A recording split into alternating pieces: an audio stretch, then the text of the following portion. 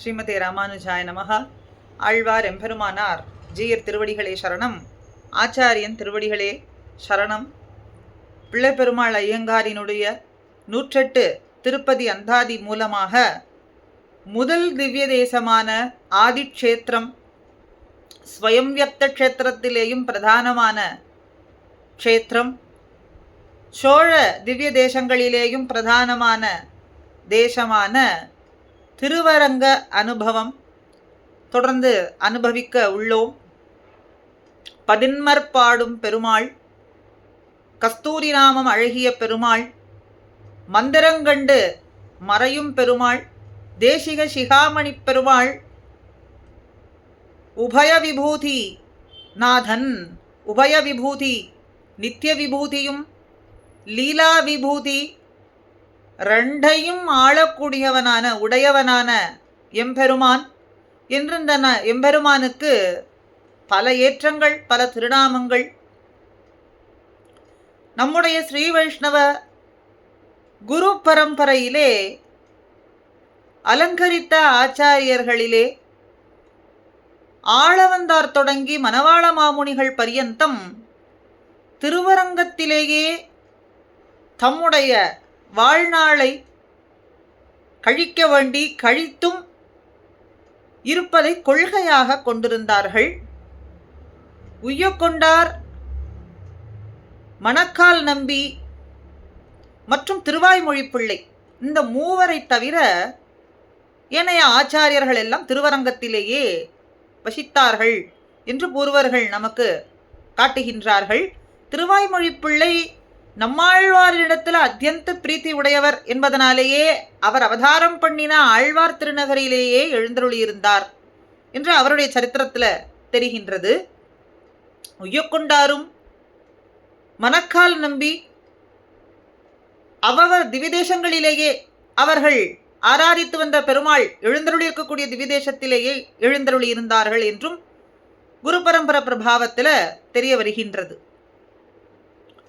ஆக திருவரங்கத்திலேயே திருவரங்க திருப்பதியே இருப்பாக கொண்டோம் என்று சொல்லும்படியாக அத்தனை ஆழ்வார்கள், ஆச்சாரியர்கள், ஸ்ரீ வைஷ்ணவ குரு பரம்பரையை அலங்கரித்த ஆச்சாரியர்கள் மற்றும் சம்பிரதாயத்திலே வந்த ஏனைய ஆச்சாரியர்களும் திருவரங்கத்திலே இருப்பதையே தங்களுக்கு பேராக கொண்டிருந்தார்கள், கொள்கையாக கொண்டிருந்தார்கள் என்றும் நமக்கு தெரிய வருகின்றது.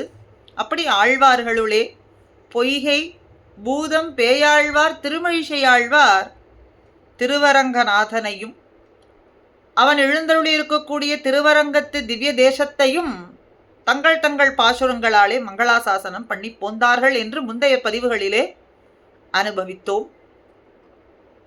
ஆழ்வார்களுளே தலைவர் பிரபன்ன ஜன கூட்டஸ்தரான நம்மாழ்வார் திருவாய்மொழியிலே 7ஆம் 10 2ஆம் திருவாய்மொழி திருவரங்கநாதனுக்கே என்று 10 பாசுரங்கள், திருவிருத்தத்தில் 28வது பாசுரம் எம்பெருமான குறித்து மங்களாசாசனம் செய்கின்றார்.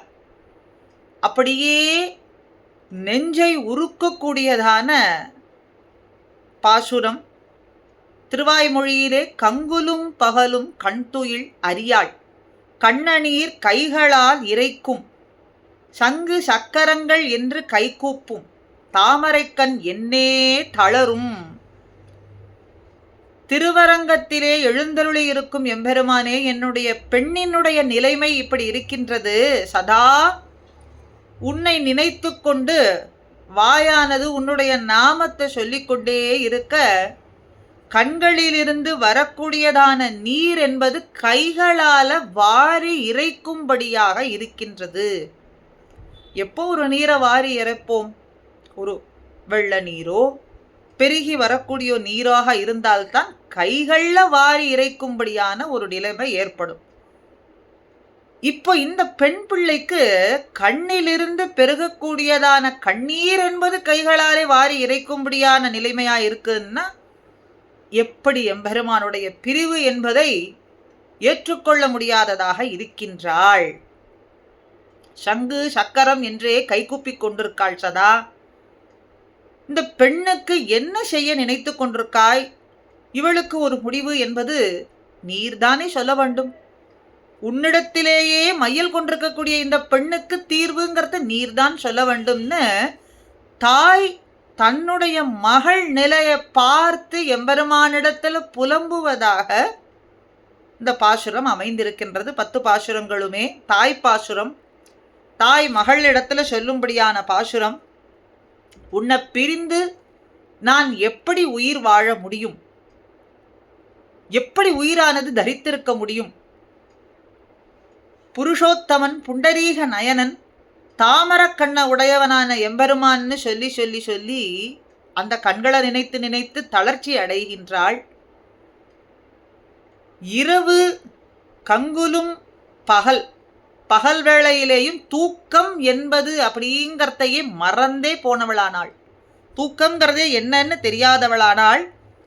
ஆனால் ஒன்று மாத்திரம் நன்னாக தெரிந்து கொண்டிருக்காள். என்னன்னா, நீர் வளப்பத்தை உடைய திருவரங்கன், திருவரங்கத்துல எழுந்தருளி இருக்கும் திருவரங்கநாதனிடத்துல காதல் கொண்டுள்ளேன் அப்படிங்கிறதுலே அந்த நிலைமையை, அவனிடத்துல மாத்திரம் ஈடுபாடு கொள்ள வேண்டும்ங்கிறத மாத்திரம் நன்றாக அறிந்தவளாக இருக்கின்றாள்.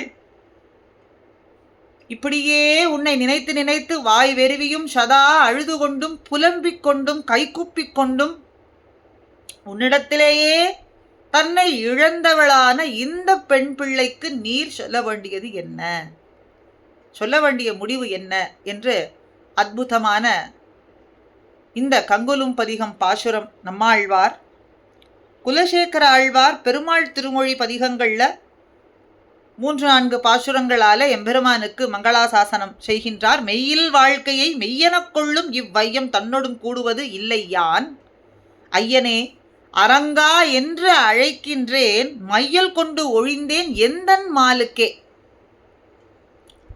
ஒழிந்தேன், மையல் கொண்டேன், அரங்கா என்று அழைக்கின்றேன், எல்லாம் அவனுக்காகவே. பொய்யான இந்த வாழ்க்கைய இதுதான் மெய்யோ அப்படின்னு நினைத்து கொண்டு நான் வாழ்ந்து கொண்டிருந்தேன் இந்த உலகத்தாரோடு. ஆனா இனிமே இந்த பொய்யான வாழ்க்கையை மெய்யின்னு நினைத்து கொண்டு வாழ்பவரோடு நான் சேர்வது இல்லை. திருவரங்கத்துல சர்வ சுலபனா எல்லாருக்கும் கிடைக்கும்படி எளியனா எழுந்தருளி இருக்கக்கூடிய திருவரங்கநாதனே, திருவரங்கா அரங்கா என்னை ஆட்கொள்வதற்காகவே வந்து எழுந்தருளி இருக்கும் எம்பெருமானே, பிரபோ ரங்கப்பிரபோ என்று அழைக்கின்றேன். என் மீது பேரருள் கொண்ட அழகிய மணவாளன், அவன் மீது, அழகானவன் இல்லையா, அழகிய மணவாளன் மீது பெரும் மையல் கொண்டேன், பெரும் காதல் கொண்டேன், பித்தேறினவனாக ஆனேன். ஒழிந்தேன் மாலுக்கே, மையல் கொண்டே ஒழிந்தேன் எந்தன் மாலுக்கே. அதனாலே சதா ரங்கா ரங்கா ரங்கா என்று அழைத்து கொண்டே இருக்கின்றேன் அப்படின்னு மெய்யில் வாழ்க்கையை மெய்யென கொள்ளும், பொய்யான இந்த வாழ்க்கை மெய்யான கொள்பவரோடு நான் சேர்வதும் இல்லை. அதற்கு மாறாக இந்த ஜீவாத்மஸ்வரூபமான எம்பெருமான் நாமத்தை சதா சொல்லிக் கொண்டிருக்கும்படியான ஒரு நிலைமையை அடைந்தேன், அதுவும் அவனது இன்னருளாலே என்று இந்த குலசேகர ஆழ்வார் மங்களாசாசனம் தொடர்ந்து அடுத்த ஆழ்வார்கள் அனுபவத்தை கூடியிருந்து அனுபவிப்போம். ஸ்ரீமதே ராமானுஜாய நமஹா.